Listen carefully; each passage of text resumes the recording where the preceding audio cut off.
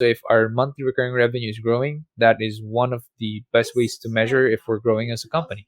Another way to measure if you're growing as a company or a business is your people. Are you growing in the number of people you have in your team?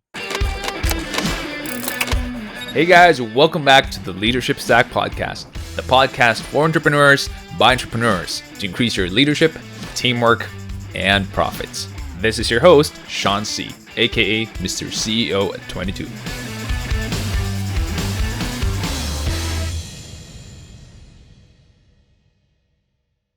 How do you track your progress in growing the business? There are a lot of ways to track your milestones. It could be your monthly recurring revenue. So that's definitely one of the things that I track. How much revenue do we have every month coming in? Since we're a service business and our contracts are at least a year and we're paid every month by our clients. So if our monthly recurring revenue is growing, that is one of the best ways to measure if we're growing as a company. Another way to measure if you're growing as a company or a business is your people. Are you growing in the number of people you have in your team? So it used to be just one person working in SEO Hacker. That's me. And then I would hire freelancers during that time because I couldn't afford an office. I couldn't afford full-time people. I couldn't afford utilities during that time. So I would hire freelance people. I would do the work 100%. And then it became too heavy for me. I couldn't do all the work anymore because the client base was growing. It was being blessed. It was growing. I suddenly decided maybe it's time to get my first office. And my first office wasn't big. It was actually super small. The rent is 10,000 pesos a month for that space, but it was a good, cozy office. I still remember it. And I was able to hire my first people because of that office. We operated there for a while. We grew as a team. I had to rent out my next office, which is a bigger office. Actually, it's one house. It's a residential house. And that's where we worked for a time again. And then we grew and we grew again, kept on hiring people because the work became more. We were getting more clients, more inquiries. And we had to move to another residential office, which is bigger, is way bigger. And it took a number of years when we stayed there. And then finally, we moved to where we are now, the third floor of the building that we're renting out along Aguirre in BF Parañaque. We moved there 2017. So it was actually 7 years of work before we were able to get to our first commercial office in a building. Everything that we were renting out was residential. Humble beginnings because I didn't have venture capital. My parents didn't back me up. They didn't give me money to start the business or grow it. So it was all, may kinita tayo, then reinvest. Made profits, reinvest. Made profits, reinvest. Save, save, save. And we're able to finally renovate and rent out a commercial office. And then we rented out the second floor as well. So we're renting out 2 floors of the office. That's because we've grown to 50 people, and that's a lot of people already. It's beyond my wildest dreams. I thought I would handle like 10 people, 12 people, and I'd be happy with that. And I was happy with that. It's just that we have a lot more work that's given to us by God, and we have to do it. So we have to get more people. So definitely a growing team. That's another way to track progress. There are more ways to track it, like your voice or market share, but that's tougher to track. It's easier for you to track if your monthly recurring revenue is growing or your annual recurring revenue is growing, and if your team is growing. Those are two things that you can use to track your progress. Second question from Patrick is, how do you minimize cost in running a business during this pandemic? Well, you have to look at where you can, because you can't minimize cost everywhere. So how we did it for SEO Hackers, we talked with everyone. First thing we did was Execom volunteered, and that includes me, to have a salary cut. We didn't take salary at all for a couple of months. So that already cut the cost for us by a good amount. And then the people in the team also, we ran it skeletal. And then we have people who are working as volunteers. So when we say volunteers, doesn't mean they're not paid. They're paid, but they work only up to a certain amount of hours. When you're skeletal, you have to work minimum X amount of hours. So yung isa up to, yung isa may minimum.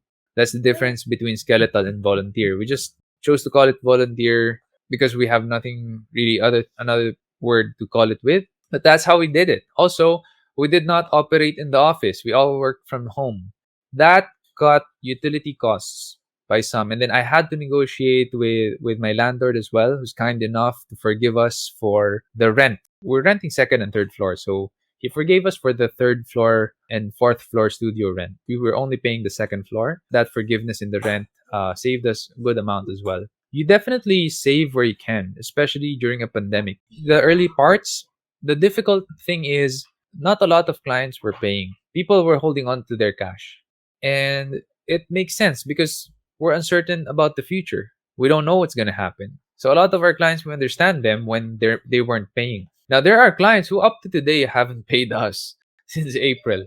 Okay, eight months na halos. So yun, iba na yun. Medyo abuso na yun kasi the economy is slowly getting back, and them not paying us for 8 months, that's not right anymore. But during the early times of the pandemic, okay lang. And it's fine if the clients haven't paid and we don't work. But unfortunately, they expect us to work because it's only their website that's working well right now. And SEO Hacker is the one handling the entire site and the SEO. So they expect us to work, but they're not paying us ever since April. So there are clients like that. It's not just one client. There are a couple of more than a handful of clients like that we have. So we have to renegotiate those things. No?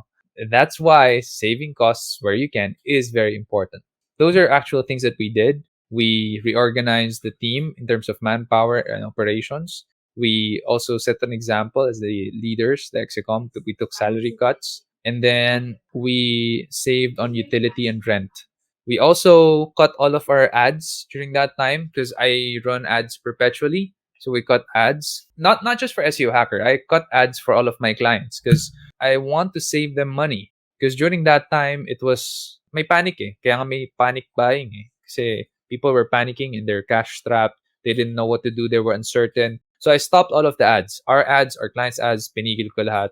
So as to save money, not to bleed. And we didn't bill them for it. And I wasn't bleeding ads money as well. And we continued it only sometime in June or July, I think. The good thing about SEO is you're always there. You're always visible on the first page of Google. So we were still getting a trickle number of inquiries. Not as much as we got pre-pandemic, but we were still getting some kahit na wala akong ads running. Question from Patrick. How do you manage your time? Do you do calendar blocking? Can you share a system you use in managing time? Definitely calendar. Google Calendar, one of the best softwares out there, in my opinion. Google Calendar. Managing time, you can't really manage time because time is always ticking. So you can only manage your energy and your priority. What do you give your priority and energy to? That's what you have to decide in that block of time. And how you do that, you book it. You book yourself for those tasks. You book yourself for those meetings through calendars. Calendar is a fantastic way to make sure that you're doing the right thing at the right time. Also, a to-do app or list would help. You can put it in pen and paper if you want. I use Todoist. I'm not an affiliate. I'm not voting for them for you, but personally, it's just what I use. I use Todoist. That's my to-do app. I integrated it with Trello, Zapier, and Slack. So whenever I check stuff off in my to-do list, I get more points in my team. So we have a point system wherein we track everyone's score every day, who's doing more, who's doing more. It's just gamifying work, you know. It's just more fun for us that way.